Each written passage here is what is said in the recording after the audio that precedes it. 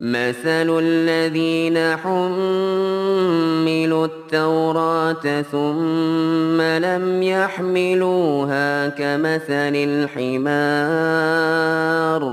كمثل الحمار يحمل أسفارا بئس مثل القوم الذين كذبوا بآيات الله والله لا يهدي القوم الظالمين. Dan itu dan lain sebagainya, sehingga menutup mata dari kesalahan-kesalahan yang memang nyata salahnya. Maka ini merupakan akhlak yang buruk. Warahbatu li ghairillah, berharap dan takut bukan karena Allah, berharap bukan kepada Allah, kepada manusia, dan juga takut bukan kepada Allah tapi takut kepada manusia. Maka ini merupakan akhlak yang buruk juga. Wal ghibah wan namimah, senang menggunjing, ghibah menggunjing, ghosip, wan namimah suka mengadu domba, wal buhtan berdusta, tuduhan dusta, wal kadzib berdusta. Dan yang namanya hal-hal semacam ini juga jamaah sekalian rahimani wa rahimakumullah, banyaknya penyakit-penyakit semacam ini, akhlak-akhlak yang buruk semacam ini, kita tak menyadarinya. Sehingga kita harus kemudian jujur dengan diri sendiri. Terkadang kita bercerita tak sadar bahwa apa yang kita lakukan ini adalah namimah. Terkadang kita sedang berbicara dengan kawan kita, tak sadar apa yang sedang kita perbincangkan ini merupakan menggunjing, merupakan ghibah. Tak sadar kita ini dan tak sadar ini dan lain sebagainya. Sehingga ini merupakan sesuatu yang sangat besar, karena banyaknya kemudian kita terjatuh ke dalam akhlak-akhlak yang buruk ini tanpa kita sadari. Kita menganggap ini biasa saja, ternyata ini merupakan sebuah namimah yang kemudian konsekuensi kedepannya sangat panjang sekali. Kita tak sadar ternyata apa yang kita lakukan ini sedang menggunjing sahabat kita, padahal kita menganggap biasa saja dan tidak ada niatan untuk menggunjing. Namun ternyata dampak kedepannya ini loh yang besar. Sehingga harus berhati-hati. Di sini kita harus kemudian senantiasa mengintrospeksi diri kita. Wal fuhsyu fil qaul, berkata kotor dalam ucapan. Wahtiqarun nas, merendahkan manusia, meremehkan manusia, walau kanu dunahu, sekalipun orang yang direndahkannya adalah orang-orang yang memang benar di bawahnya, baik dari segi kedudukan, dari segi ilmu, dari segi jabatan, kekayaan dan lain sebagainya. Sekalipun dia adalah orang yang memang di bawah kita, maka tidak boleh direndahkan dan diremehkan. Fal hadzara al hadzara, kata Imam Badruddin Ibnu Jamah, maka hendaknya engkau waspada, berhati-hati min hadhi sifat al-khabithah wal akhlaq ar-radhilah, dari sifat-sifat, perangai-perangai, karakteristik yang busuk ini, yang buruk ini, wal akhlaqir radhilah, dan dari akhlak yang tercela ini. Jadi ini semua merupakan diantara akhlak, baik dalam kondisi batin atau lahiriah kita saja. Fa innaha babu kulli syarr, karena ini semua merupakan pintu kepada keburukan. Bal hiya syarru kullu, bahkan ini semua merupakan keburukan semuanya. Sehingga seorang muslim, seorang penuntut ilmu, seorang yang senantiasa dekat dengan majelis ilmu, seorang ahlus sunnah wal jamaah khususnya, apalagi mereka ahlus sunnah wal jamaah adalah naqawatul muslimin, orang-orang pilihan di tengah kaum muslimin, maka hendaknya dia harus membersihkan, mensucikan lahiriah dan batiniahnya dari akhlak-akhlak yang tercela ini. Dan terkadang banyaknya kemudian seorang terjatuh ke dalam akhlak-akhlak yang tercela ini tanpa dia sadari. Sehingga benar dikatakan oleh seorang, kalau seorang itu dia tidak mengetahui keburukan, maka dipastikan dia terjatuh ke dalam keburukan tersebut. Siapa yang tidak mengenali akhlak-akhlak yang tercela ini, bukan kenal namanya ghibah, bukan kenal namanya gunjing, bukan, namun hakikat bentuknya, maka dipastikan dia akan terjatuh ke dalamnya tanpa dia sadari. Dia tidak mengerti tentang riba secara seluk-beluk dalamnya. Dia tidak mengerti tentang ujub, sum'ah, riya dan lain sebagainya, tentang hakikat mereka itu. Maka dipastikan dia terjatuh ke dalamnya tanpa ia sadari. Dan ini semua merupakan pintu gerbang menuju keburukan yang lainnya. Bahkan itu sendiri adalah sebuah keburukan semuanya itu.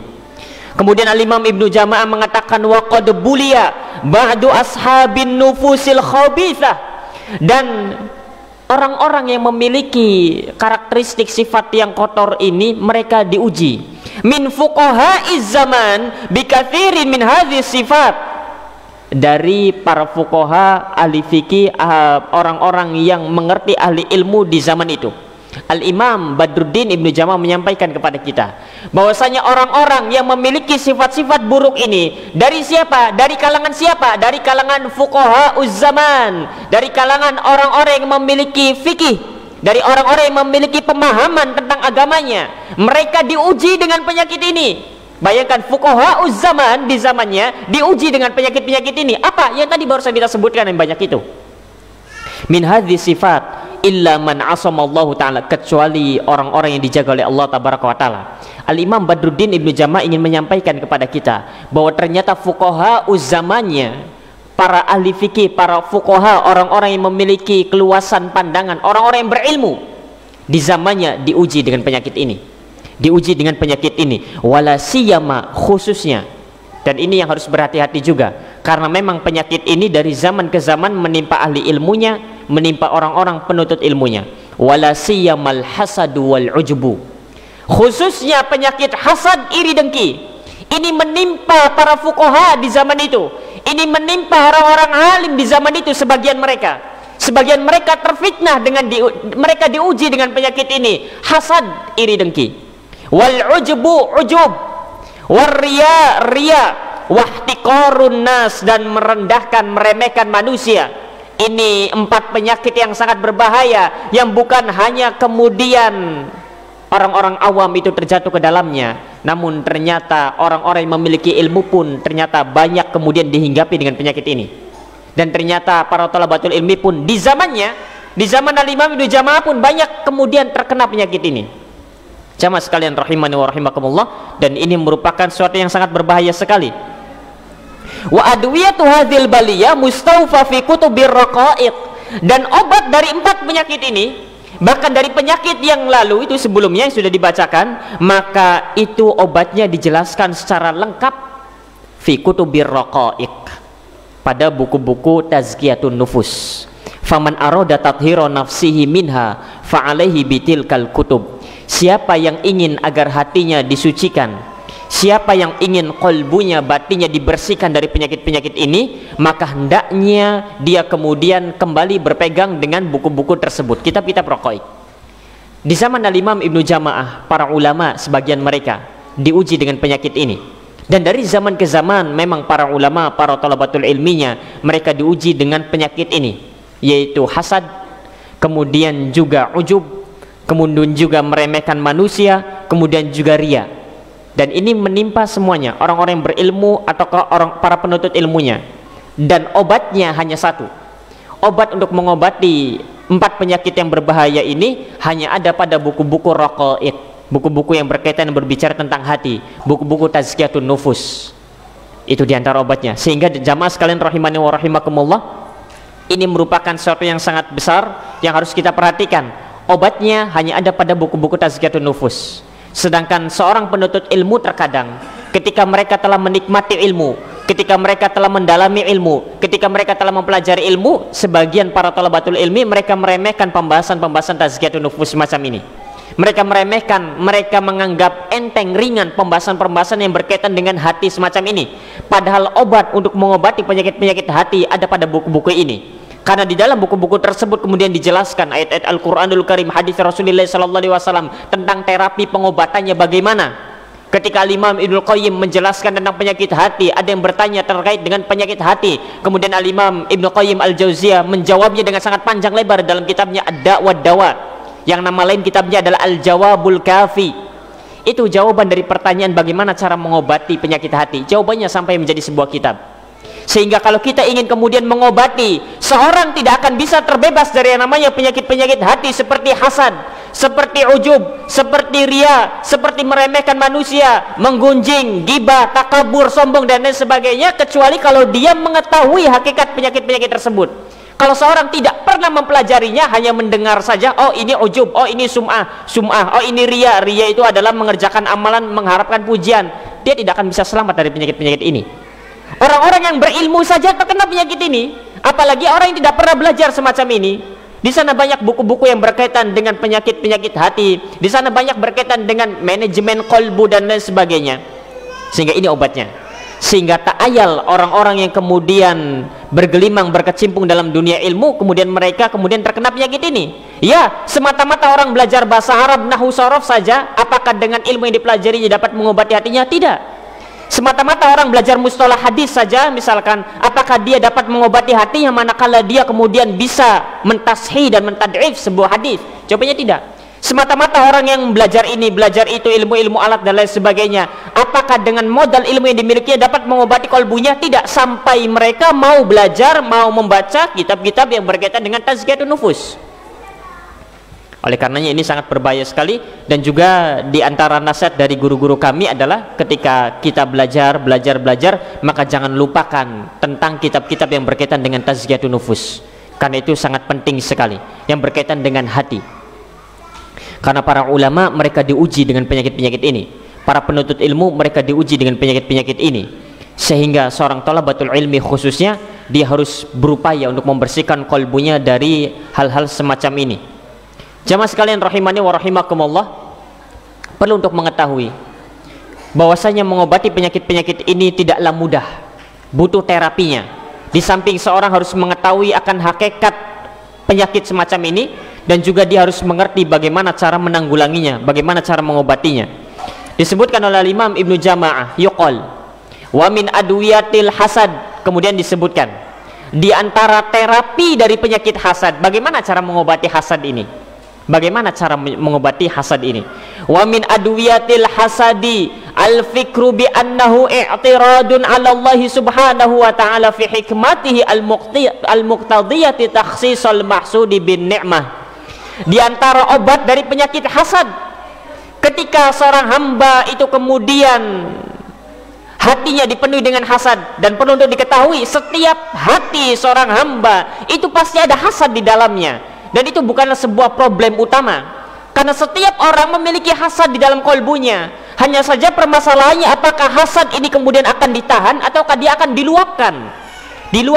Syekhul Islam Ibn Taimiyah mengkhabarkan bahwasanya setiap orang itu ada hasadnya, ada irinya, ada dengkinya. Namun yang menjadi permasalahan adalah bukan ada dan tidak adanya. Masalahnya apakah kita akan mengumbar hasad tersebut sehingga akhirnya menjadi sebuah kebencian, sehingga akhirnya menjadi sebuah ghibah dan lain sebagainya. Apakah kita akan berupaya menahan ketika tumbuh rasa hasad, dan kita mampu untuk kemudian menganalisanya, dan kita mampu untuk kemudian memeriksanya, apakah tumbuh hasad ataukah tidak. Bagaimana caranya? Ketika saudara sesama muslim mendapatkan kenikmatan, bagaimana kondisi kolbu kita?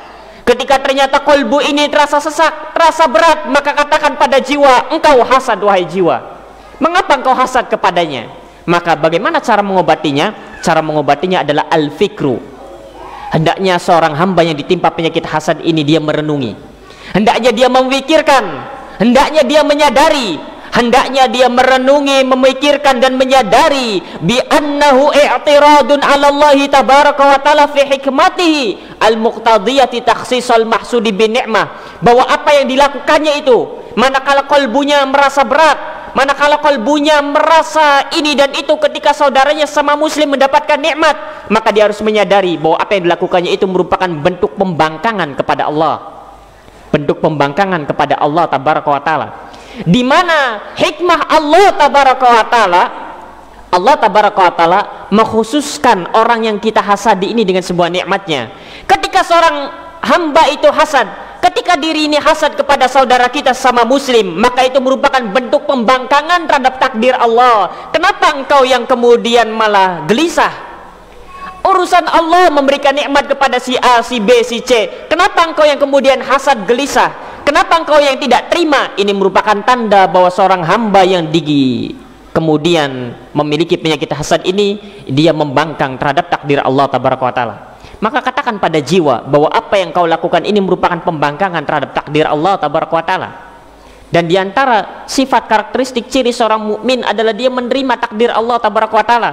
Kalau memang Allah takdirkan kepada saudara kita lebih unggul dalam urusan dunia, ya biarkan saja, ya itu memang sudah ketetapan Allah tabaraka wa ta'ala. Kenapa kita harus hasad? Maka ini diantara obatnya, kita harus merenung, harus menyadari bahwa apa yang kita lakukan ini dari hasad ini merupakan sebuah pembangkangan terhadap takdir Allah, sebuah pembangkangan terhadap takdir Allah tabaraka wa ta'ala. Sehingga ini merupakan diantara obat dari hasad. Dan perlu untuk mengetahui bahwa keutamaan orang yang tidak memiliki hasad kepada saudaranya itu memiliki keutamaan yang sangat besar, sekalipun amalannya biasa-biasa saja di hadapan Allah Tabaraka wa Ta'ala. Hanya mampu mengerjakan kewajiban-kewajiban, mengerjakan yang sunnah semampunya saja, namun dia berupaya untuk membersihkan kalbunya dari hasad. Ketika hasad itu ingin muncul, dia redam, ingin muncul, dia redam. Karena setiap orang itu pasti ada hasad di dalamnya. Masalahnya apakah akan diumbar atau akan diredam, itu saja masalahnya. Ketika muncul, kemudian kita mengetahuinya, kita merasakannya, maka katakan bahwa ini merupakan pembangkangan kepada takdir Allah. Yang kedua, bahwasanya pernah ada sahabat Rasulullah SAW, hadis dikeluarkan oleh Imam Ahmad bin Hanbal di dalam musnadnya. Rasulullah SAW pernah sedang duduk-duduk bersama para sahabat. Kemudian Rasulullah SAW mengatakan, yatlu'u alaikumul an rajulun min ahlil jannah. Akan datang kepada kalian sekarang seorang lelaki dari kalangan penduduk surga. Datanglah seorang lelaki persis di hadapan pintu Masjid Nabawi, dalam kondisi bekas air wudhu itu masih terlihat jelas pada raut wajahnya yang masih basah. Kemudian tangannya memegang kedua sendalnya. Kemudian keesokan harinya Rasulullah SAW bersabda lagi kepada para sahabat yang sedang berkumpul di Masjid Nabawi, yatlu'u alaikumul an rajulun min ahlil jannah. Akan datang sekarang seorang lelaki dari kalangan penduduk surga. Datang orang ini lagi dalam kondisi yang sama di depan pintu Masjid Nabawi berdiri. Di hari yang ketiga Rasulullah mengkabarkan lagi, yatlu'u alaikumul an rajulun min ahlil jannah. Akan datang kepada kalian seorang lelaki dari kalangan penduduk surga. Datang orang itu lagi sampai 3 kali. Abdullah ibn Amr ibn As penasaran, punya amalan apa orang ini? Padahal dia kakinya masih menginjak tanah di bumi, namun ternyata sudah disebutkan oleh Rasulullah bahwa dia adalah rajulun min ahlil jannah. Kemudian Abdullah ibn Amr ibn As meminta izin untuk tinggal di rumahnya, menginap di rumahnya selama 3 hari untuk memperhatikan gerak-geriknya, punya amalan apa orang ini. Kemudian Abdullah ibn Amr ibn As pun menginap selama 3 hari. Diperhatikan ketika di malam hari, ketika hendak tidur, dia membaca zikir kemudian tidur. Tidak ada amalan hebat yang dikerjakannya di malam hari. Ketika di pagi hari, setelah dia mengerjakan ibadah yang wajib, dia pergi bekerja. Begitu saja hari-harinya dihabiskan, begitu saja hari-harinya dihabiskan. Kemudian Abdullah ibn Amr ibn As pun ketika waktu menginap itu sudah berakhir, izin untuk pulang. Kemudian mengatakan bahwa tujuanku sebenarnya menginap di rumahmu adalah karena Rasulullah mengkhabarkan kepada kami sampai 3 kali bahwasanya akan datang seorang lelaki dari kalangan penduduk surga dan itu adalah engkau. Kami penasaran, kamu punya amalan apa? Kemudian orang ini mengatakan, ma huwa ila ma ra'ait. Amalanku adalah sebagaimana yang kau lihat selama engkau tinggal di rumahku selama 3 hari. Aku tak memiliki amalan khusus apapun. Dikiranya, oh ini kalau setelah Isya akan menghabiskan malamnya dengan ibadah. Ternyata tidak. Dikiranya ketika sebelum subuh dia akan makan sahur untuk berpuasa di siang harinya. Ternyata tidak. Kemudian tatkala Abdullah ibn Amr ibn As beranjak sampai di pintu rumahnya, kemudian orang ini mengatakan, ghaira anni la ajidu li ahadin minal muslimina ghishan. Hanya saja tak pernah terbetik dalam benakku untuk mencurangi kaum muslimin, untuk menipu kaum muslimin. Jangankan mencurangi kaum muslimin, jangankan menipu kaum muslimin demi meraup keuntungan dunia, terbetik saja tidak. Tidak terbetik untuk menipu, tidak terbetik untuk curang. Maka wahai para pedagang, jujurlah. Wahai para pedagang, jangan sampai ada bisikan, ini kayaknya kalau diberatkan, ini kayaknya kalau disembunyikan begini bagus ini. Padahal barangnya misalkan barang yang cukup jelek, kemudian kita katakan ini bagus ini, padahal kita tahu itu buruk misalkan. Maka jujurlah, karena para pedagang pun bisa masuk surga dengan apa yang dilakukannya. Sebagaimana orang ini. Orang ini jangankan terbetik, jangankan melakukan, mencurangi, menipu kaum muslimin, terbetik saja tidak. Dan ini merupakan jalannya para pedagang, jalannya orang-orang yang kemudian banyak bermuamalah dengan manusia. Lah kalau tidak, misalkan kalau kita berbicara ini barang bagus, ini barang jelek, nanti tidak laku Ustaz. Tidak, urusannya ada di tangan Allah Tabaraka wa Ta'ala. Kita hanya berupaya, kita ingin memberikan yang terbaik untuk kaum muslimin. Kemudian orang ini mengatakan, itu yang pertama, tidak pernah terbetik dalam benaknya untuk menipu, untuk mencurangi kaum muslimin. Maka kalau kita adalah seorang talabatul ilmi, seorang ahlu sunnah, maka berupaya untuk memberikan yang terbaik kepada kaum muslimin, bantu kaum muslimin kalau kita memang bisa membantu mereka. Karena bisa jadi dengan cara itu Allah Tabaraka wa Ta'ala akan memudahkan kita menuju surganya. Wala ahsudu ahadan ala khairin a'tahullahu iyahu. Dan aku tidak pernah hasad kepada seorang pun atas nikmat yang Allah Tabaraka wa Ta'ala berikan kepadanya.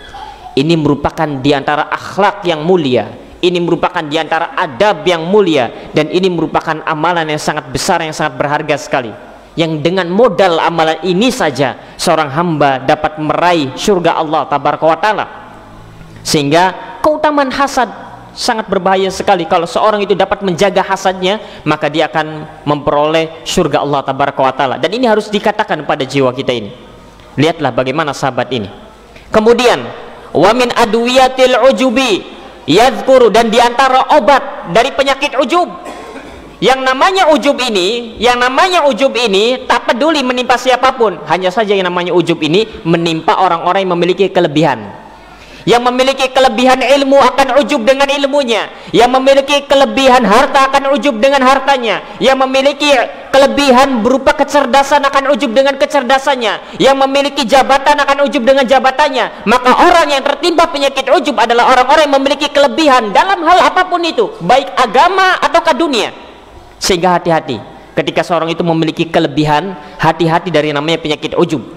Hati-hati dari namanya penyakit ujub, berbangga dengan diri sendiri, merasa bahwa apa yang didapatnya ini berkat kerja keras dirinya, merasa bahwasanya dia takjub kepada diri sendiri. Masya Allah, takjub kepada diri sendiri. Maka ini merupakan penyakit ujub yang sangat berbahaya dan merupakan di antara bentuk kesyirikan.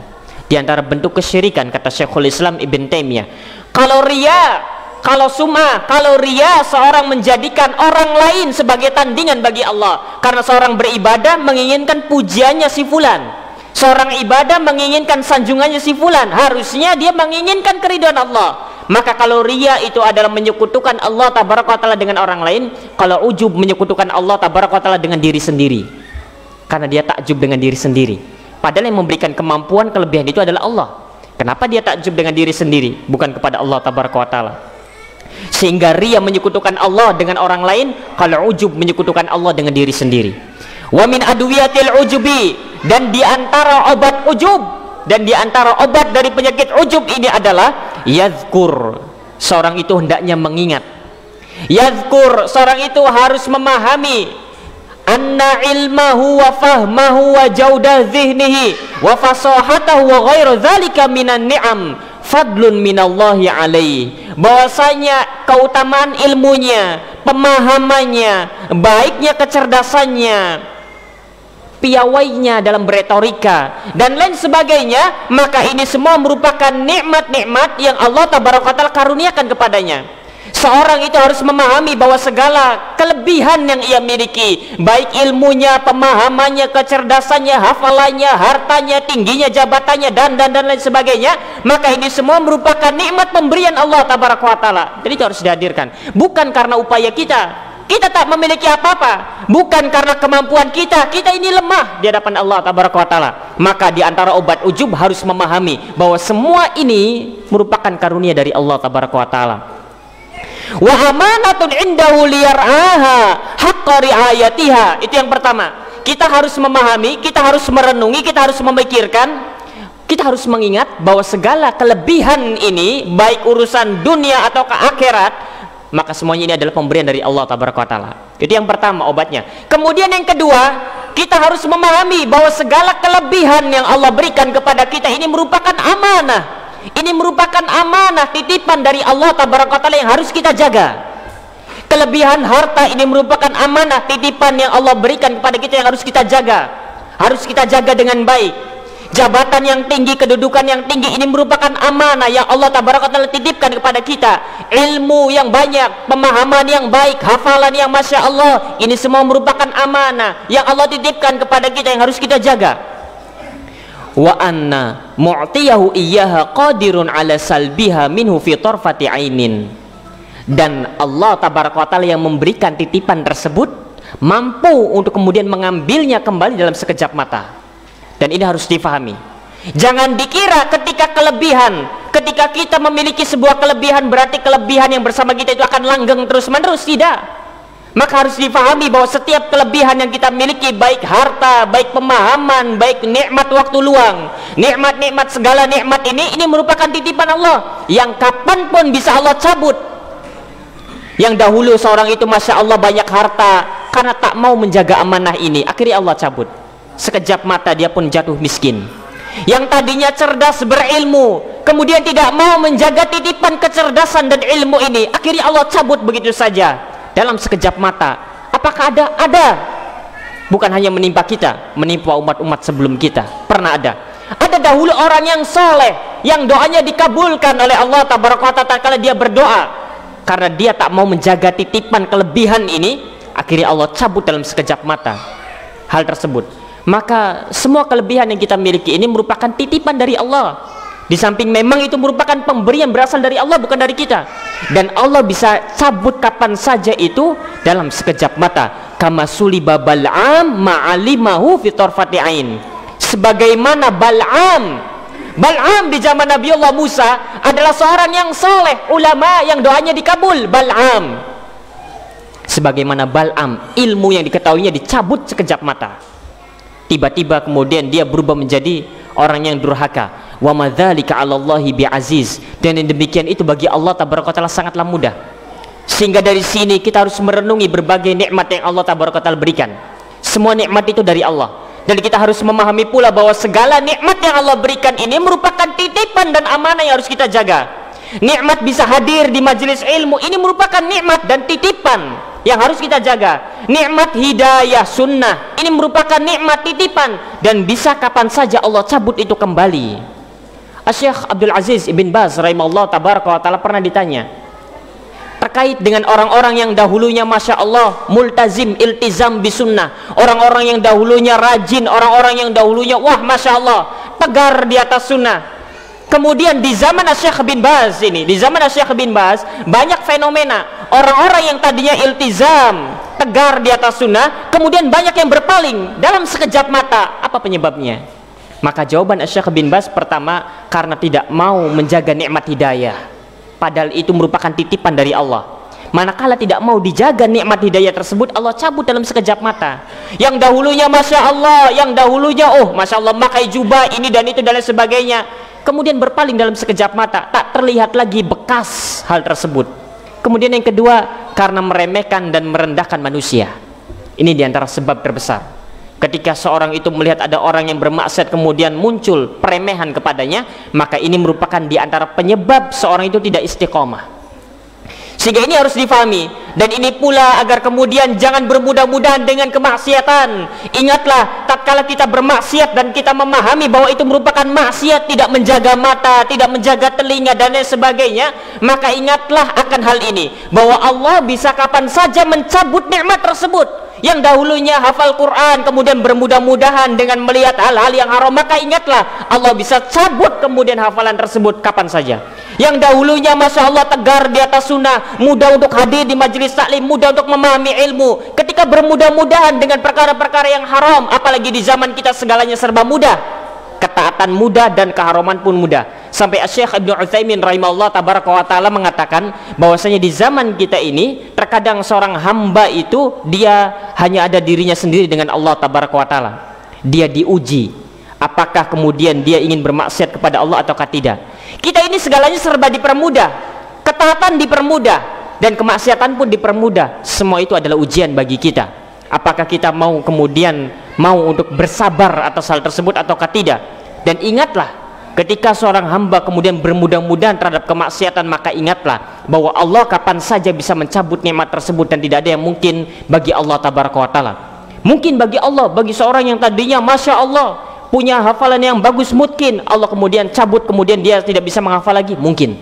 Dan sangat mungkin dan pernah terjadi pada orang-orang sebelum kita. Sehingga ini merupakan diantara obat dari ujub. Diantaranya pertama, mengingat bahwa segala kelebihan yang kita rasakan ini berasal dari Allah, bukan karena kita. Ilmu kita, harta kita, kedudukan kita dan lain sebagainya, semuanya maka ini berasal dari Allah tabaraka wa ta'ala. Yang kedua, semua kelebihan ini merupakan amanah, titipan kepada kita yang harus kita jaga. Kemudian jangan kotori, jangan nodai dengan kemaksiatan. Gampang bisa taubat, besok nanti bisa taubat, tinggal kalau saya melakukan perkara-perkara yang diharamkan, tinggal saya lakukan ibadah yang besar saja misalkan, nanti bisa dihapus dosanya. Jangan bermudah-mudahan, karena Allah tabaraka wa ta'ala maha mampu untuk mencabut nikmat tersebut dalam sekejap mata. Allah tabaraka wa ta'ala berfirman dalam surat Al-A'raf ayat 99, afa aminu makrallah, apakah kalian merasa aman dari makar Allah tabaraka wa ta'ala? Kemudian Wa min adwiyatir riya, dan diantara obat dari riya adalah al-fikru bi annal khalqa kullahum la yaqdiruna ala naf'ihi bima yaqdihi Allahu lahu. Yang namanya riya adalah seorang beribadah dan dikala ibadah seorang itu mengharapkan pujian, sanjungan, pengakuan dari manusia. Itu namanya riya. Yang namanya riya tatkala beribadah menginginkan sanjungan, pujian dari manusia ketika sedang beribadah. Adapun sum'ah, ibadahnya sudah dikerjakan, kemudian ingin mendapatkan pujian dari manusia dengan cara menceritakan ibadah kita. Tujuannya untuk mendapatkan pujian.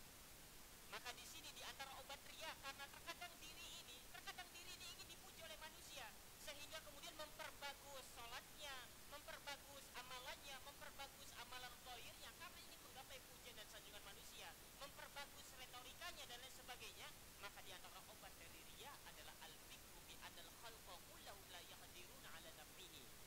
Bahwasanya hendaknya seorang yang kemudian tertimpa penyakit riya ini merenungi, memahami, berpikir bahwasanya seluruh makhluk ini yang kemudian seorang ini berupaya untuk mendapatkan pujian dan sanjungannya, la yaqdiruna ala naf'ihi, tidak mampu memberikannya manfaat. Orang-orang yang kau harapkan pujiannya kepadamu, orang-orang yang kau perjuangkan sanjungannya kepadamu, mereka semua tak mampu memberikan manfaat kepadamu. Dan ini harus dipahami, dan ini merupakan obat dari riya. Ketika engkau berharap sanjungan dari si A, maka ingatlah bahwa si A tidak dapat memberikan manfaat kepadamu. Apalagi di hari di mana pada hari tersebut tidak ada lagi yang berguna dan manfaat kecuali amal ibadah seorang hamba. Apalagi di hari hisab, apalagi di padang mahsyar, orang-orang yang kemudian kita perjuangkan pujiannya, kita kemudian berupaya untuk menarik perhatiannya, mereka tak memberikan manfaat sedikit pun kepada kita. Apakah dengan mendapatkan pujian mereka kemudian timbangan kita akan diperberat oleh Allah? Tidak. Apakah dengan sanjungan dan kemudian upaya kita untuk memperoleh pandangannya, perhatiannya, kemudian kita akan terbebas dari azab Allah? Tidak. Sehingga ini harus dipahami bahwa orang yang kita perjuangkan pengakuannya, sanjungannya, pujiannya itu tidak memberikan manfaat kepada kita. Bima yaqdihillahu lahu, terhadap apa yang Allah tabaraka taala takdirkan untuknya. Wala ala dararihi bima lam yuqaddirhu Allah taala alaihi. Dan juga orang yang kita perjuangkan pujiannya, sanjungannya, perhatiannya, yang mana kita beribadah, beramal soleh, ingin mengharapkan sanjungannya, maka orang ini tak dapat kemudian memberikan atau menolak mudarat dari kita. Kalau Allah takdirkan kita kemudian ditimpa mara bahaya, maka orang tersebut tak dapat melindungi kita. Falima yuhbitu amalahu, maka untuk apa kemudian engkau hapus amalanmu? Sudah begitu hancur sudah amalan kita. Wa yudhirru dinahu, kemudian memodoroti agamamu. Wa yusgilu nafsahu bimiraati man la yamliku lahu fil haqiqa naf'an wala dharran. Kemudian kita malah menyibukkan diri dengan orang-orang, dengan perhatiannya manusia untuk mengharapkan sanjungan dan pengakuannya, padahal dia tidak memiliki manfaat dan tidak dapat mencegah dari mudarat. Ma'anna Allah Ta'ala yutli'uhum ala niyati. Bersamaan dengan itu Allah melihat isi hati kita. Wa qubhi sariratihi, dan Allah tabaraka wa taala mengetahui betapa busuknya, betapa buruknya hati kita. Yang namanya riya kita memperjuangkan manusia. Yang namanya riya kita berupaya agar kemudian kita diperhatikan oleh si A, si B dan lain sebagainya. Yang namanya riya agar diakui oleh si fulan. Yang namanya riya agar kemudian kita disanjung oleh si fulan. Padahal, dan ini harus difahami, bahwa si fulan tak dapat memberikan manfaat dan melindungi kita dari mudarat. Sudah begitu apa yang kita lakukan ini membatalkan amalan kita. Sudah begitu agama kita kemudian berada dalam mara bahaya. Sudah begitu Allah mengetahui isi hati kita dan buruknya, busuknya hati kita. Kama sahha fil hadis, sebagaimana sahih datangnya dari hadis Rasulullah sallallahu alaihi wasallam yang dikeluarkan oleh Imam Bukhari dan Muslim, man samma'a Allahu bihi, siapa yang melakukan sum'ah, siapa yang dia sum'ah di dunia, maka Allah akan perdengarkan aib-aibnya di akhirat. Masya Allah, sudah menjaga amal ibadahnya sekian puluh tahun, namun menginginkan sanjungan dan pujian dari manusia, akhirnya menceritakan kebaikan-kebaikannya karena niat ingin memperoleh sanjungan dan pujian manusia. Akhirnya gugurlah amalan-amalannya tersebut. Ingat, kalau menceritakan amalan, menceritakan kisah hijrah misalkan, menceritakan kebaikan-kebaikan dalam rangka untuk memotivasi, itu bagus.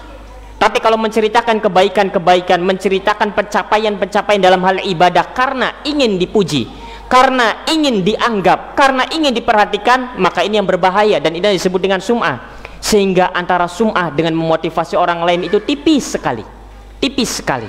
Orang yang tidak mengerti tentang ilmu sum'ah, ketika dia menceritakan ibadahnya, kemungkinan besar, dan besar kemungkinannya dia terjatuh ke dalam sum'ah. Sekalipun lisannya mengatakan saya hanya ingin memotivasi orang ini saja. Kenapa? Karena kita tidak tahu ilmu tentang sum'ah, padahal sum'ah itu banyak pembahasan di dalamnya. Sehingga hati-hati.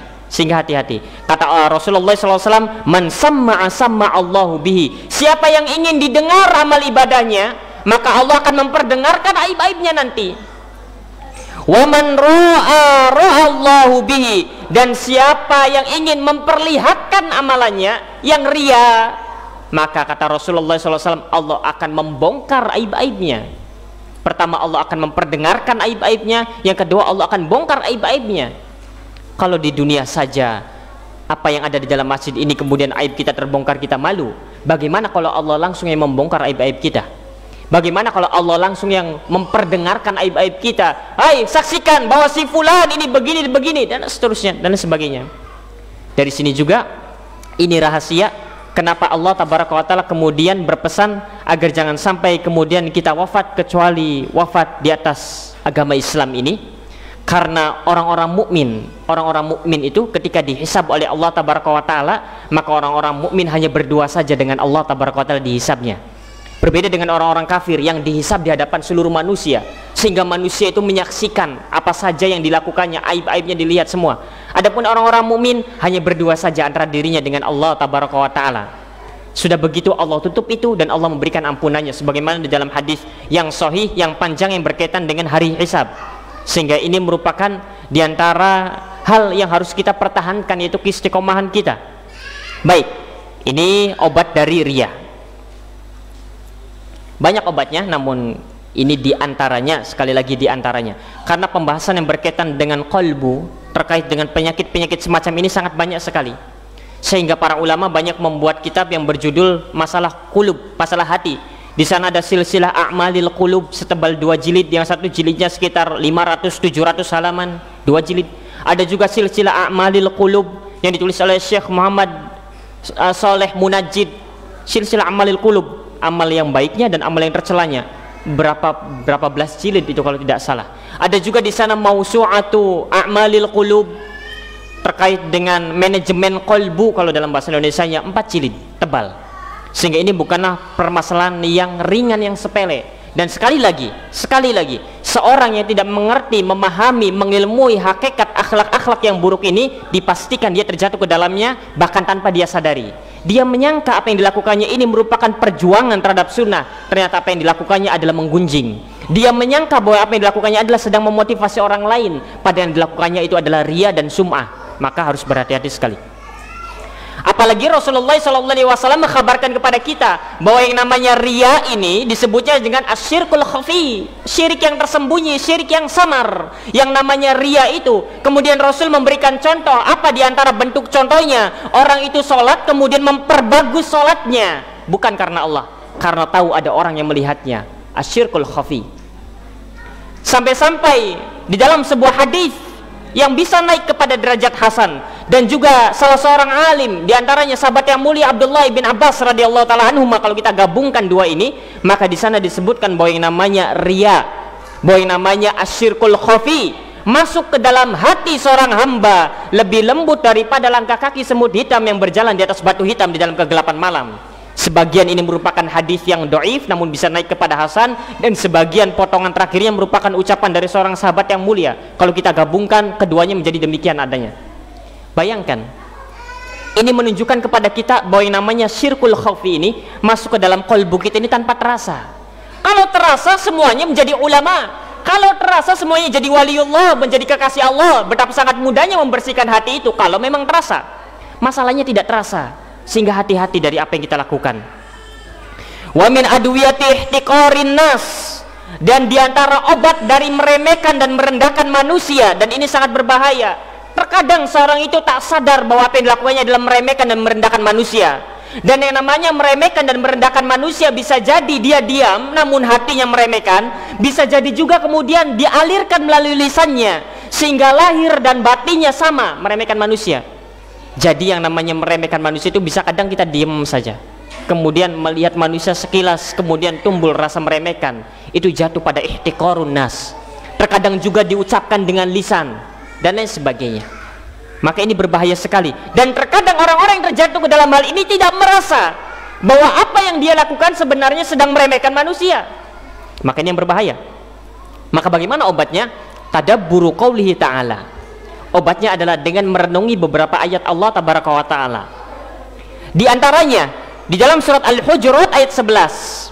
Di antara obat dari meremehkan, merendahkan manusia adalah di antaranya merenungi, mentadaburi firman Allah tabaraka wa taala. Di antaranya yang dimaksud adalah surat Al-Hujurat ayat 11. Allah tabaraka wa taala berfirman, "La yaskhar qaumun min qaumin asa an yakunu khairan minhum." Kata Allah tabaraka wa taala, "La yaskhar qaumun." Hendaknya suatu kaum itu jangan meremehkan suatu kaum yang lain. Janganlah suatu kaum itu merendahkan kaum yang lain. Asa an yakunu khairan minhum. Bisa jadi yang diremehkan itu ternyata lebih baik daripada yang meremehkan. Bisa jadi orang yang kita pandang sebelah mata ternyata dia lebih baik daripada kita. Dan itu terjadi.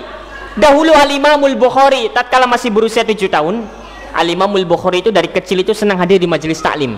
Al-Imamul Bukhari usia 7 tahun dia hadir di majelis hadis. Dibacakan 40 hadis di majelis tersebut. Kemudian sang guru bertanya kepada Ibrahim Al-Bukhari kecil ini, hafal berapa nak dari majelis kita ini? Kemudian dikatakan arba'ah. Itu Imam Bukhari mengatakan saya hafal 4 hadis. Di majelis itu dibacakan 40 hadis dengan sanadnya. Imam Bukhari kecil hafal 4 hadis. Kalau tadi kita di sini berapa hadis yang kita baca? Nggak ingat berapa itu. Imam Bukhari 40 yang dibaca 4 hafal. Mending kita tadi berapa hadis? Nggak tahu berapa itu. Yang hafal berapa? Lebih nggak tahu lagi. Ini Bukhari kecil ditanya di majelis itu disampaikan 40 hadis. Imam Bukhari ditanya oleh gurunya, berapa hadis yang kau hafal nak di majelis ini? Dikatakan arba'ah. Kemudian ditertawakan oleh jamaah. Kalau kita hidup di zaman Imam Bukhari, bagaimana nasib kita? Bagaimana nasib kita? Anak kecil ditertawakan wajar. Anak kecil ditertawakan wajar. Oh ya masih imut-imut, masih kecil lah, wajar begitu. Dikatakan arba'ah kemudian ditertawakan. Ya mungkin ada yang karena tertawa lucu, ada yang tertawa merendahkan, kita tidak tahu. Kemudian sang guru mengatakan uskutu, diam kalian semua. Jangan menertawakan anak ini. Kelak anak ini yang akan menertawakan kalian. Imam Bukhari sewaktu menceritakan kisah ini ketika sudah besar, Imam Bukhari mengatakan, saya itu sebenarnya masih melanjutkan. Saya itu sebenarnya ingin mengucapkan al-arba'in, 40 hadisnya semuanya hafal. Imam Bukhari nggak bawa catatan, enggak. Duduk saja begitu saja. Hanya saja masih anak-anak. Kadang kalau ngomong juga masih kadang grogi. Jadi yang tersebut hanya arba'ah saja. Terdengar 4 begitu. Padahal maksudnya arba'in, 40. Semuanya hafal. Kemudian benarlah di kemudian hari Imam Bukhari menjadi sosok yang kemudian dikagumi dan menjadi ulama besar. Bahkan dahulu Imam Bukhari itu sewaktu masih belajarnya banyak kawan-kawannya itu yang hasad. Banyak yang hasad. Yang tidak mau kalah. Yang saya harus lebih unggul daripada Bukhari. Bahkan kalau dulu itu yang namanya menghafal hadis itu merupakan sebuah keutamaan, sehingga mereka berlomba-lomba untuk banyak-banyakan menghafal hadis. Ketika dia menghafal sebuah hadis yang tidak diketahui oleh kawannya, itu merupakan sebuah keutamaan. Dan semua hadis dihafal oleh Imam Bukhari. Tidak ada satupun hadis yang tidak tahu oleh Imam Bukhari. Kecil saat itu, usia masih kecil, belum baligh. Kemudian ada kawannya mengatakan, wahai Bukhari, kamu tahu nggak hadis ini? Hadis apa itu? Kemudian dibacakanlah sebuah hadis. Kemudian Al-Imamul Bukhari mengatakan, saya tidak tahu hadis itu. Masih kecil. Kemudian kawannya bangga, senang, karena dia memiliki sebuah hafalan hadis yang tidak dimiliki oleh Al-Bukhari. Disampaikanlah kepada gurunya, wahai guru, saya punya hadis yang tidak dimiliki oleh Bukhari. Apa itu hadisnya? Kata gurunya, disebutkan hadisnya. Kemudian sang guru mengatakan, hadis yang tidak diketahui oleh Bukhari lemah.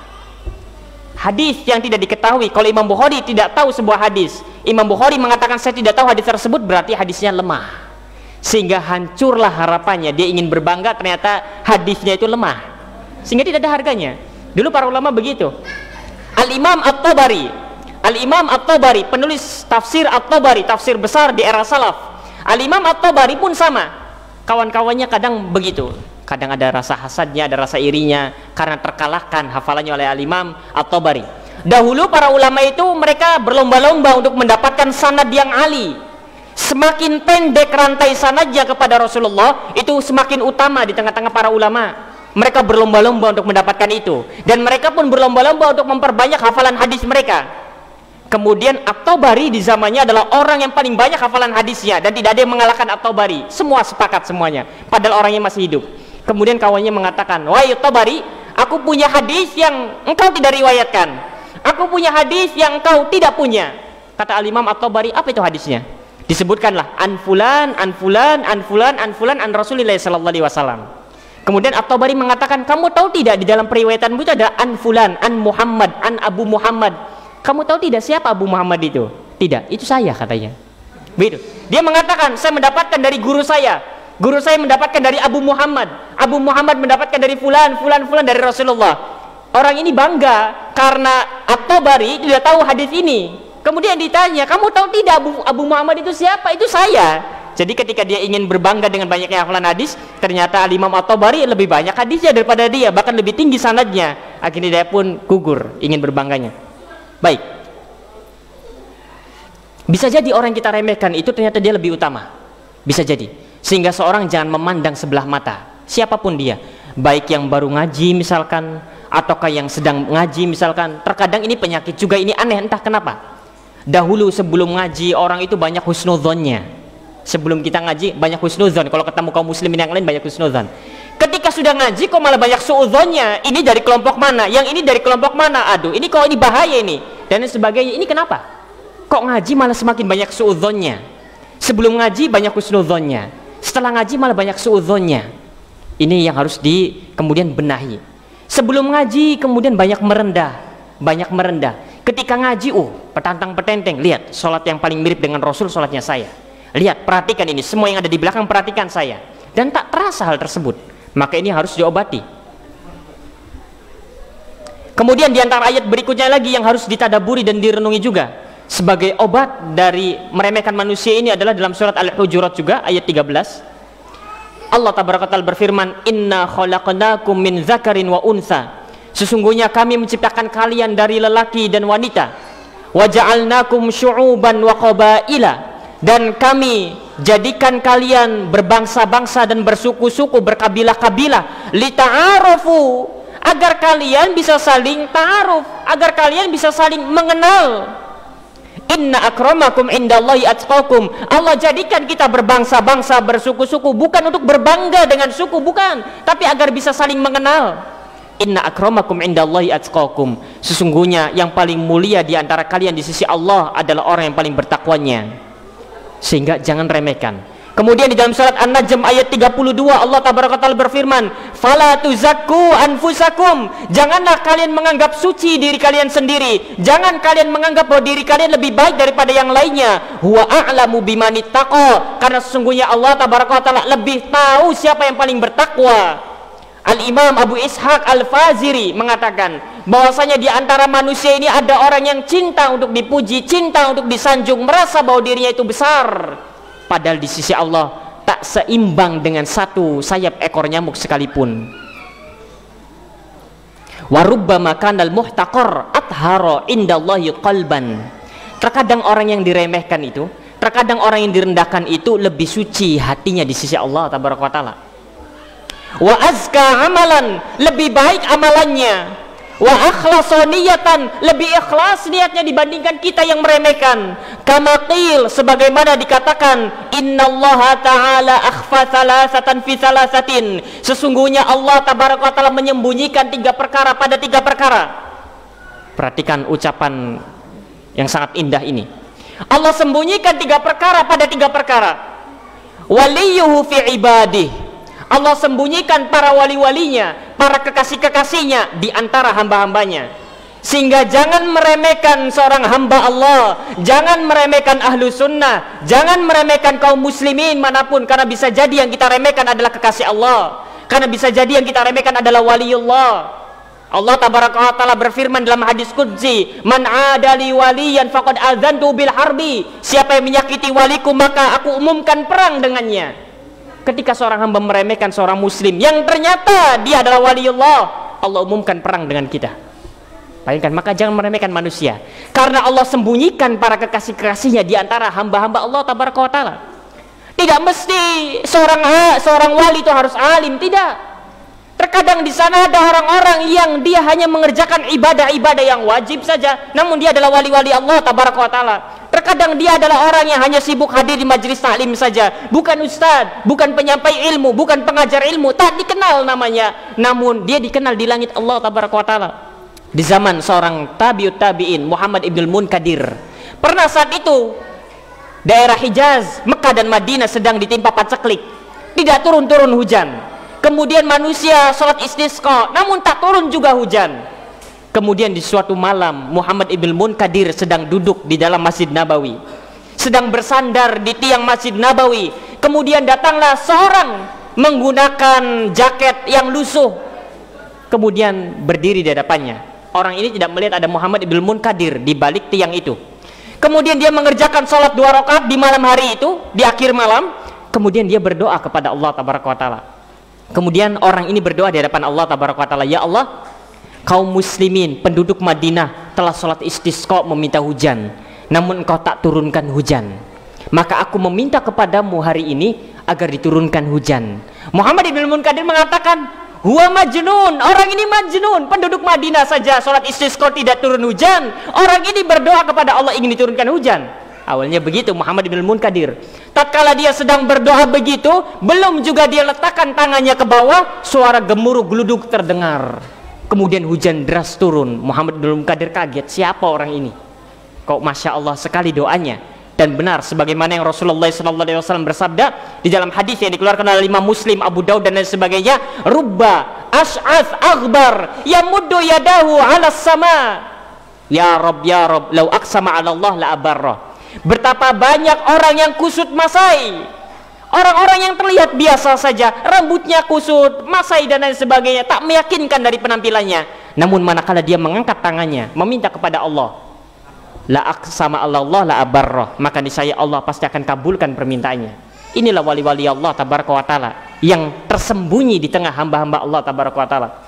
Sehingga harus berhati-hati, jangan meremehkan manusia. Ketika kita meremehkan manusia, khawatir yang kita remehkan adalah waliullah, kekasih Allah tabaraka wa taala. Bagaimana nasib kita nanti ketika Allah umumkan perang dengan kita? Sehingga ini loh yang seharusnya seorang itu ketika semakin mengaji semakin berhusnudzon. Dan etikanya ketika bermuamalah dengan manusia yang harus diperbanyak adalah husnudzonnya, bukan suudzonnya. Begitu. Karena yang namanya manusia tak lepas dari yang namanya kesalahan, sehingga yang harus dihadirkan adalah husnudzon dengan batasan-batasan syar'i. Selagi itu bukanlah sebuah kemaksiatan yang nyata yang jelas, maka ya sudahlah, namanya juga manusia. Waridahu fi ta'atihi, dan Allah sembunyikan keridoannya di antara ketaatan-ketaatan yang kita kerjakan. Sehingga yang pertama, jangan sampai kemudian seorang hamba itu meremehkan kaum muslimin, karena bisa jadi orang yang kita remehkan adalah kekasih Allah. Dan yang kemudian yang kedua, jangan remehkan ketaatan yang kita kerjakan, karena kita tidak tahu dengan ketaatan yang mana kita menggapai rahmat Allah, dengan ketaatan yang mana kita menggapai keridhaan Allah tabaraka wa taala. Sehingga ini juga salah. Entah kenapa ya ini kita orang-orang ngaji ini kadang kok malah aneh.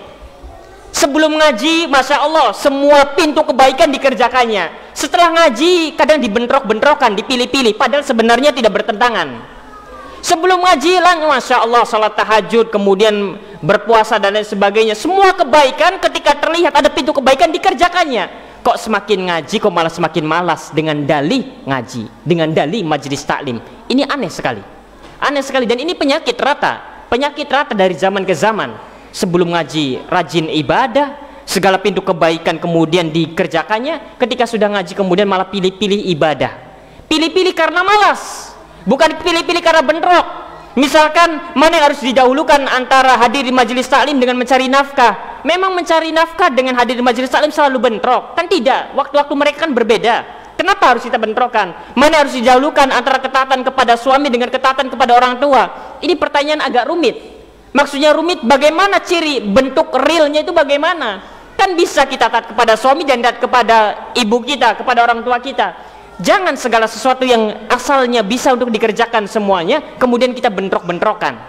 Kadang kita yang sudah ngaji malah begitu. Mana yang lebih utama antara sholat malam dengan majelis taklim? Memang majelis taklimnya dimulai pada sholat malam begitu, sehingga harus memilih. Kan tidak. Kita bisa mengerjakan sholat malam, di samping kita pun bisa mengaji dan lain sebagainya.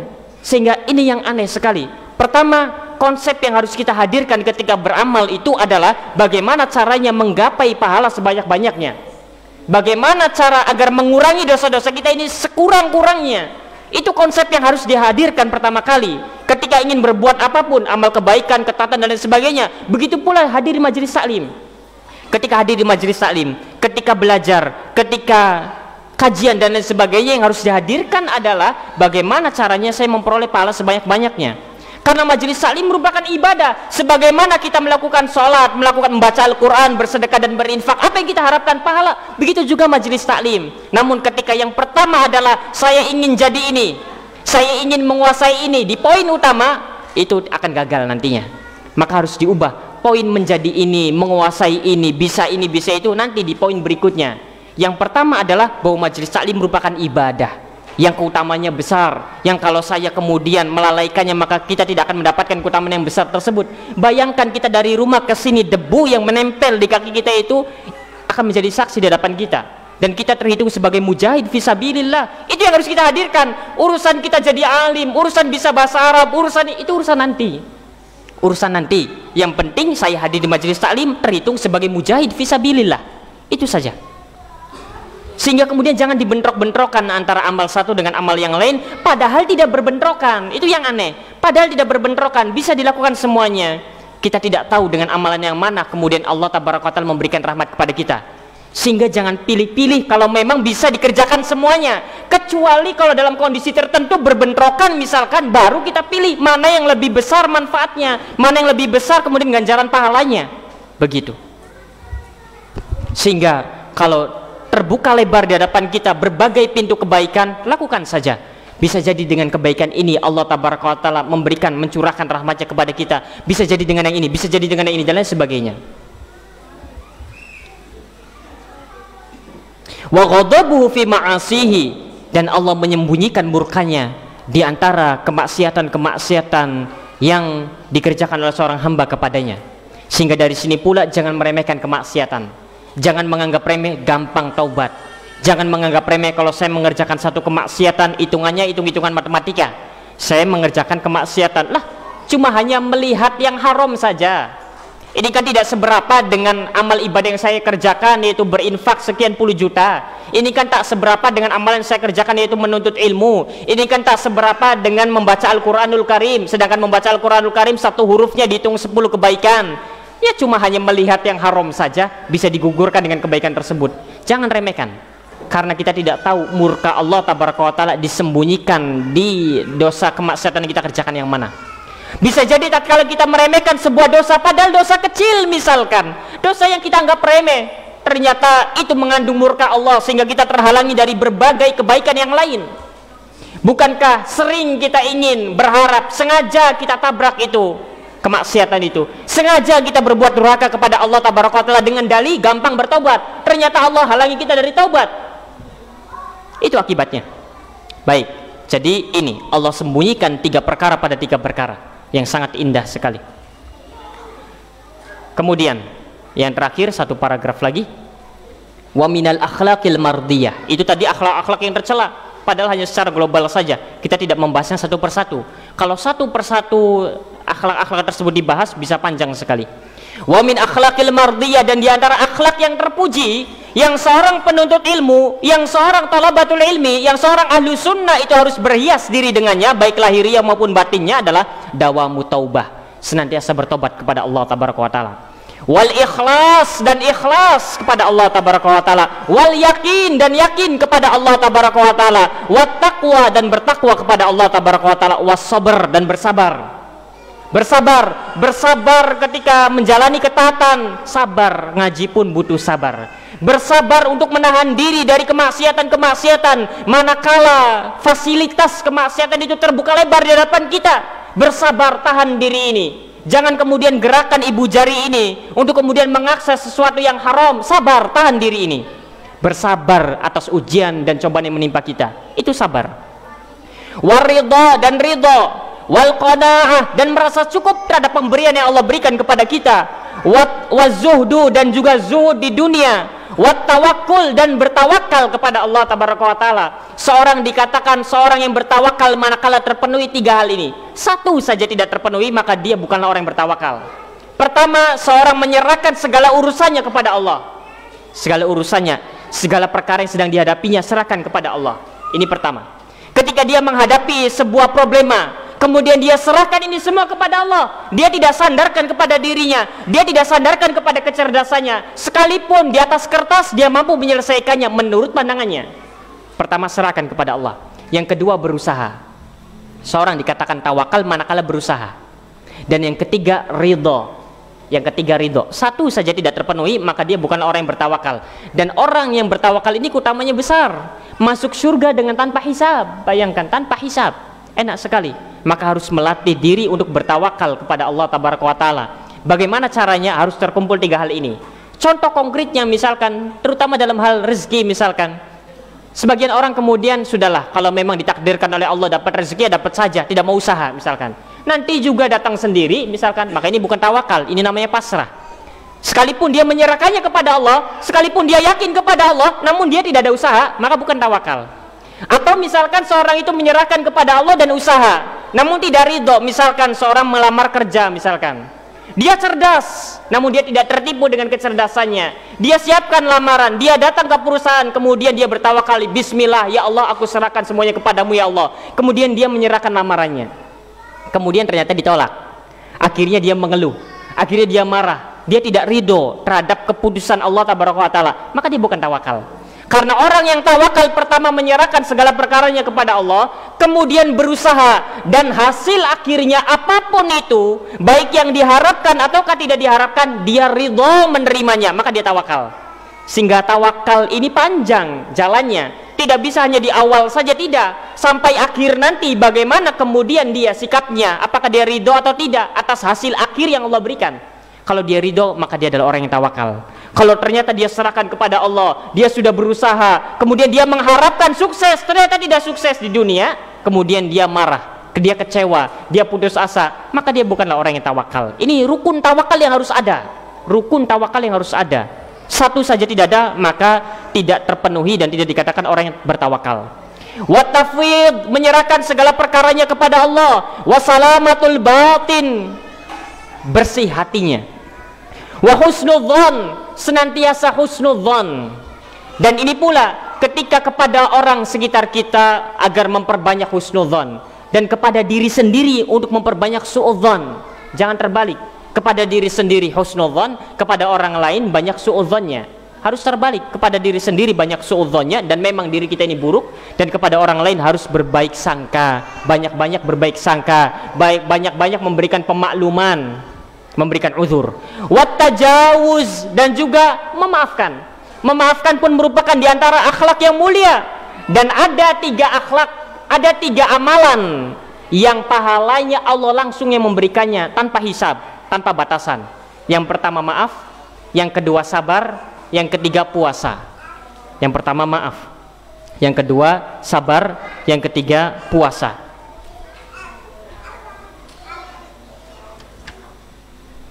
Allah tabaraka taala berfirman di dalam surat Asy-Syura ayat 40, "Faman 'afa wa aslaha fa ajruhu 'ala Allah."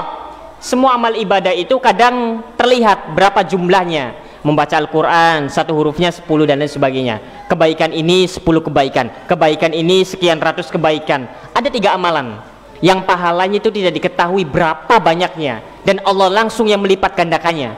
Yang pertama memaafkan.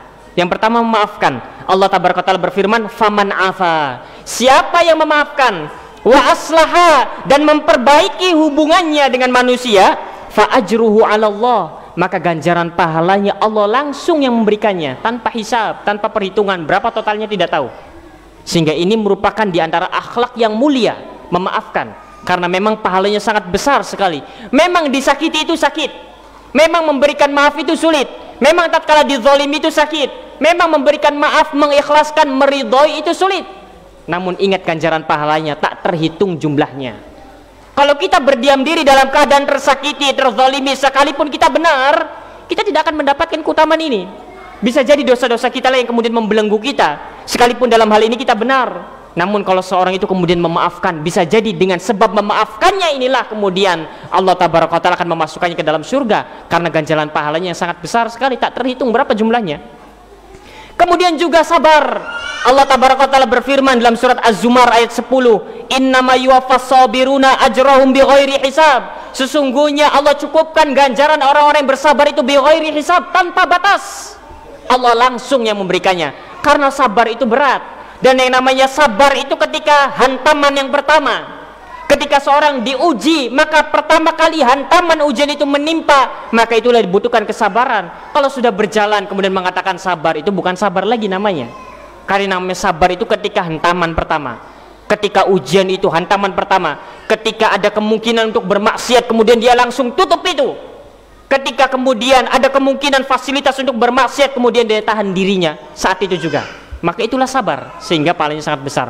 Kemudian puasa, sebagaimana di dalam hadis qudsi Rasulullah SAW bersabda, Allah Tabaraka Ta'ala berfirman, wa ana ajzibi, bahwasanya illa saum wa ana ajzibi, bahwasanya kecuali puasa akulah sendiri yang akan membalasnya. Berapa? Tidak tahu, tanpa batas. Kemudian wa husnul khuluq, berakhlak mulia, wa ru'yatul ihsan, mengakui kebaikan, wa syukrun ni'mah, berterima kasih, wasyafaqatu ala khalqillahi ta'ala, dan juga berkasih sayang kepada hamba-hamba Allah Tabaraka wa Ta'ala, wal haya'u minallahi ta'ala wa minan nas, malu kepada Allah dan malu kepada manusia, wa mahabbatullahi ta'ala hiyal khoslatul jami'ah lima hasinis sifati kulliha, dan cinta kepada Allah merupakan induk, merupakan pokok dari segala kebaikan itu semuanya. Kalau seorang itu benar-benar cinta kepada Allah, maka dia akan berakhlak baik. Kalau seorang itu benar-benar cinta kepada Allah, dia akan mudah memaafkan. Kalau dia benar-benar cinta kepada Allah, dia akan ridho, dia akan qanaah, dia akan zuhud, dia akan sabar, dia akan tawakal, dia akan ini dan seterusnya. Semuanya kembali kepada cinta kepada Allah. Dan sehingga cinta seorang hamba diuji dengan ini semua. Apakah dia mau bertawakal kepada Allah? Apakah dia mau sabar? Apakah dia mau ridho? Apakah dia mau qanaah? Apakah dia mau memaafkan? Apakah dia mau mensyukuri? Itu merupakan ujian cinta kita kepada Allah Tabaraka wa Ta'ala. Wa innama tatahaqqaqu bimutaba'ati Rasul sallallahu alaihi wasallam. Dan namanya cinta kepada Allah itu dapat terwujud dengan cara mengikuti Rasulullah sallallahu alaihi wasallam jalannya. Allah Tabaraka Ta'ala berfirman, qul in kuntum tuhibbunallaha fattabi'uni yuhibbukumullah wa yaghfir lakum dzunubakum. Katakanlah wahai Muhammad, jika kalian benar-benar cinta kepada Allah, maka ikutilah aku, ikutilah Muhammad sallallahu alaihi wasallam. Yuhibbukumullah, niscaya Allah Tabaraka Ta'ala akan mencintai kalian, wa yaghfir lakum dzunubakum, dan Allah Tabaraka Ta'ala akan mengampuni dosa-dosa kalian. Dan ini semua merupakan akhlak yang mulia. Dan ini semua merupakan akhlak yang mulia, yang seharusnya seorang thalabatul ilmi adalah orang yang paling terdepan berhias diri dengan akhlak yang mulia ini. Dan akhlak yang mulia ini pun itu semua adalah perkara akidah semuanya, karena ini merupakan urusan hati. Sabar urusan akidah, tawakal urusan akidah, ridho urusan akidah, qanaah urusan akidah. Sehingga dikatakan di dalam sebuah hadis, Rasulullah SAW bersabda dalam hadis yang dikeluarkan oleh Imam Tirmizi, akmalul mu'minina imanan ahsanuhum khuluqa. Iman yang paling sempurna dari seorang mukmin adalah yang paling baik amalannya. Akmalul mukminin, seorang mukmin yang paling sempurna imannya adalah yang paling baik akhlaknya. Kenapa? Karena akhlak itu merupakan bagian dari perkara iman tadi. Semua yang kita bahas adalah perkara iman, semua yang kita bahas adalah perkara akidah. Sehingga tatkala lahiriah kita baik, batin kita pun baik, maka kita adalah seorang mukmin yang paling sempurna. Dan juga Rasulullah SAW menjamin bagi orang-orang yang memiliki akhlak yang mulia ini dan menjauhkan diri dari akhlak-akhlak yang tercela yang barusan kita sebutkan. Rasulullah SAW bersabda di dalam hadis yang dikeluarkan oleh Imam Abu Daud, ana za'imun bi baitin fi a'la'il jannah, aku menjamin sebuah rumah, sebuah istana di atas surga, kata Rasulullah SAW. Tidak main-main, aku menjamin, kata Rasulullah. Bagi siapa? Liman hassana khuluquhu, bagi orang-orang yang memperbagus akhlaknya.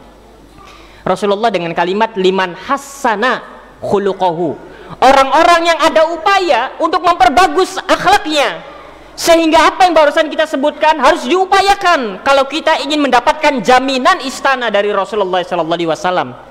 Karena Rasulullah SAW sendiri yang menjaminnya. Dan ini yang perlu untuk diupayakan, dan ini perlu untuk diusahakan bagi orang yang berupaya. Kemudian juga Rasulullah SAW bersabda terakhir, ada dua lagi hadis, innal mu'mina la yudrika bihusni khuluqihi darajata shaimi alqaim. Sesungguhnya seorang mukmin dapat mencapai derajat orang-orang yang berpuasa dan orang-orang yang sholat karena sebab akhlaknya yang mulia. Apa itu akhlak yang mulia? Yang barusan kita sebutkan, yang menjauhkan dirinya dari akhlak-akhlak yang tercela yang barusan kita sebutkan.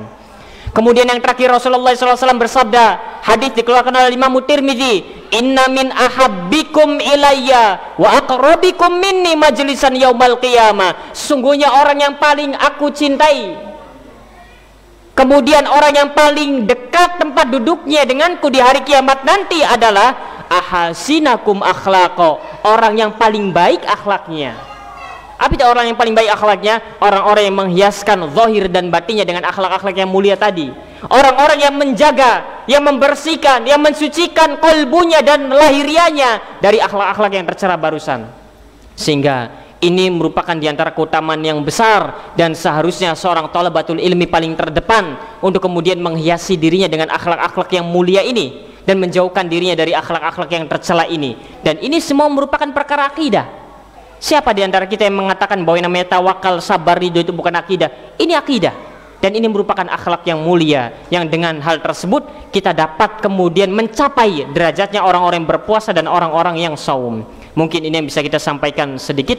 Semoga yang sedikit ini bermanfaat, khususnya bagi diri kita sendiri dan juga bagi yang hadir semuanya. Wassallallahu ala nabiyina Muhammad wa akhiru da'wana alhamdulillahirabbil alamin.